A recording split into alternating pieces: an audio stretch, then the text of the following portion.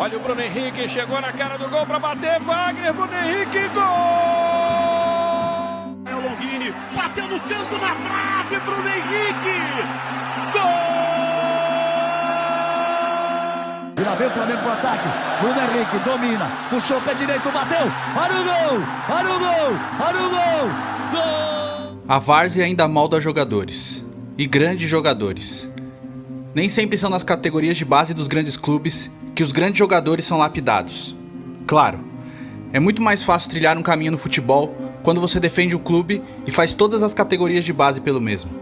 Mas muitos talentos estão escondidos na várzea, como é o caso de Bruno Henrique Pinto, ou Bruninho, ou até Mosquito, ou como é conhecido agora, simplesmente Bruno Henrique.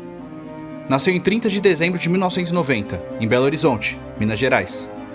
De família bastante humilde, desde a infância, Bruno e seu irmão mais velho, Vander Júnior, o Juninho, sempre foram apaixonados por futebol e nutriam um sonho, que é o sonho de milhões de crianças no Brasil e no mundo, se tornarem jogadores de futebol. Os irmãos sempre jogaram juntos nos campos de terra batida de BH, no bairro Concórdia, e eram conhecidos por destruir as defesas adversárias na várzea. Os dois moravam literalmente em frente ao campo do Inconfidência, time amador do bairro onde viviam, e jogavam bola o tempo todo, conciliando toda a vida e atividades com o amor de jogar futebol. Nunca foi fácil. Conforme o tempo passava, as chances no futebol não vinham. Bruno e Vander foram reprovados em peneiras no Atlético Mineiro e no América. Apesar de serem uma realidade na várzea, não tinham chances no futebol de base profissional. A idade vinha chegando para ambos. Bruno, aos 20, conciliava o trabalho de office boy com o futebol de várzea. As dificuldades eram tantas que Bruninho dividiu uma chuteira com sua amiga Sâmia, que defendia o time feminino do Atlético Mineiro. Como os dois calçavam 40, Sâmia, que tinha ganhado um par de chuteiras da irmã do atacante Rafael Moura, emprestava seu par de chuteiras para o Bruno poder jogar pela Inconfidência aos fins de semana. A única regra é que Bruno devolvesse as chuteiras limpas depois. Em 2011, Denis Ricardo, um ex-jogador, viu Bruno jogando na várzea e se propôs em ajudá-lo a conseguir um clube, sabendo do talento do garoto. Então, Denis partiu atrás de um clube para Bruno e recebeu não, quase 20 vezes. Santos, Botafogo, Atlético Mineiro, Ponte Preta, Guarani, São Caetano, Santa Cruz, CRB, CSA, Vitória, Bahia, Sport, Náutico, América de Natal e até o Sporting Cristal do Peru. Todos pelo mesmo motivo. Bruninho não tinha feito categorias de base. O América Mineiro é um caso à parte. Denis Ricardo ofereceu que Bruno treinasse no clube de graça, apenas para que a comissão técnica avaliasse se ele tinha talento para ser contratado. E também foi prontamente recusado. Pelo mesmo motivo. Não tinha feito categoria de base. Restou a Bruno se contentar em ser mais um craque de várzea. E foi assim, defendendo Inconfidência, na Copa Itatiaia, tradicional torneio de futebol amador de Minas Gerais. Bruno e Juninho lideraram o time até a final e conquistaram o título do campeonato. Além disso, Bruno terminou como artilheiro e foi eleito o melhor jogador do torneio, e finalmente chamou a atenção de alguns olheiros do Cruzeiro. Após quase 20 portas fechadas, finalmente uma chance no futebol profissional. Ele e seu irmão finalmente teriam suas chances.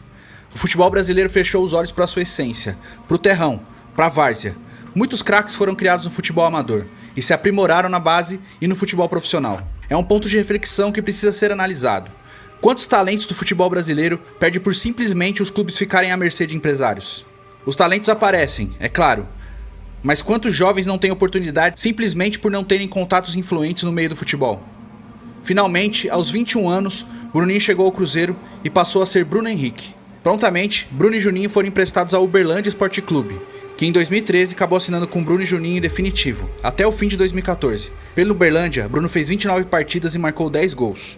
Juninho, por sua vez, muitas vezes apontado até como superior ao irmão, penava com diversas lesões, que o fizeram desistir do futebol profissional e voltar ao Inconfidência, onde joga até hoje. Mesmo como profissional, a vida não era fácil e o salário era baixo, pouco mais de R$1.000 por mês, a ponto de Bruno ser recusado no Manaus para jogar a segunda divisão do estadual, porque Bruno, até então, um desconhecido, ter pedido R$1.200 por mês de salário. Aos 23 anos, Bruno foi emprestado para o Itubiara de Goiás, para jogar a segunda divisão do Campeonato Goiano, onde marcou 9 gols em 12 partidas e ajudou o clube a conseguir o acesso para a primeira divisão. E então, finalmente, em janeiro de 2015, o Goiás anunciou sua contratação, onde ajudou o clube na conquista do campeonato estadual, mas o melhor ainda estava por vir. Aos 24 anos, Bruno Henrique finalmente estreou em torneios nacionais no Brasil, direto na primeira divisão do Campeonato Brasileiro, dia 10 de maio de 2015, contra o Vasco, em um empate de 0-0. O campeonato de Bruno Henrique foi de alto nível. O Goiás fez uma campanha ruim no geral, que culminou no rebaixamento do time, mas Bruno conseguiu se destacar muito na Série A, principalmente nas vitórias contra o Palmeiras, uma delas em pleno Allianz Parque e na goleada de 4-1 em cima do Santos no Serra Dourada. Pelo Goiás, fez 12 gols em 57 partidas, além de distribuir 7 assistências.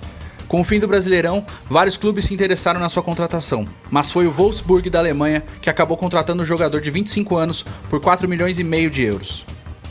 Na Alemanha, apesar de ter muito destaque nos treinos, geralmente era preterido nas convocações para os jogos do time, muitas vezes ficando até fora do banco de reservas. Fez apenas 17 partidas pelo clube, quase todas entrando nos minutos finais. Mas uma grande atuação, pelas oitavas de final da Champions League contra o Real Madrid, ficou marcada. Bruno Henrique acabou com o Marcelo e Sérgio Ramos e deu uma assistência na vitória do Wolfsburg por 2-0 em cima do Real. Mesmo após o grande jogo, Bruno continuava sem chance no time.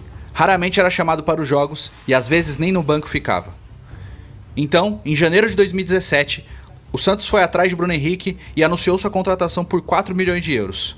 Inicialmente na reserva do time, fez uma grande partida no Campeonato Paulista contra o São Bernardo, marcando 3 gols, mesmo com o Santos jogando apenas com reservas naquele momento.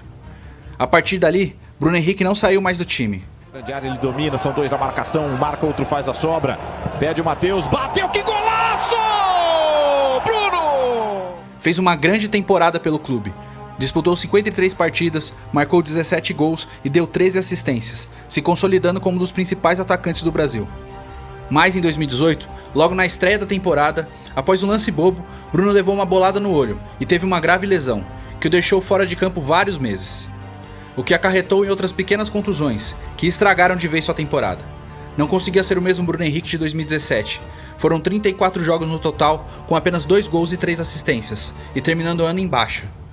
Quando chegou 2019, o Santos contratou o técnico Jorge Sampaoli, que queria contar com o atacante, mas uma grande proposta do Flamengo, que já tinha levado seu amigo Gabigol para o Rio de Janeiro, acabaram convencendo Bruno a vestir a camisa rubro-negra.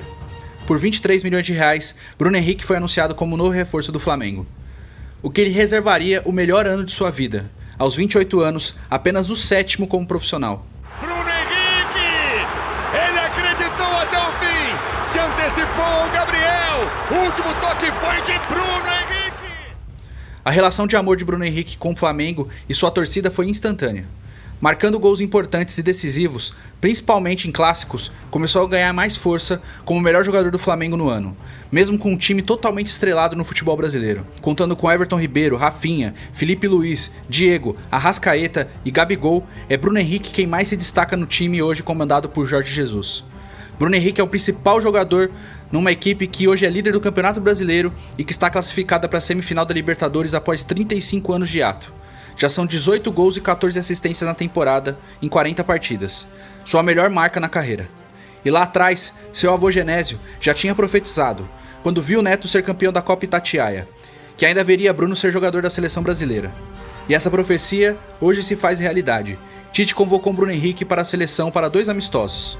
Pode parecer pouco, pode parecer tarde, mas pense que há 7 anos você jogava campeonatos de várzea em campos de terra e que hoje você é o melhor jogador em atividade no Brasil e é convocado para a seleção brasileira.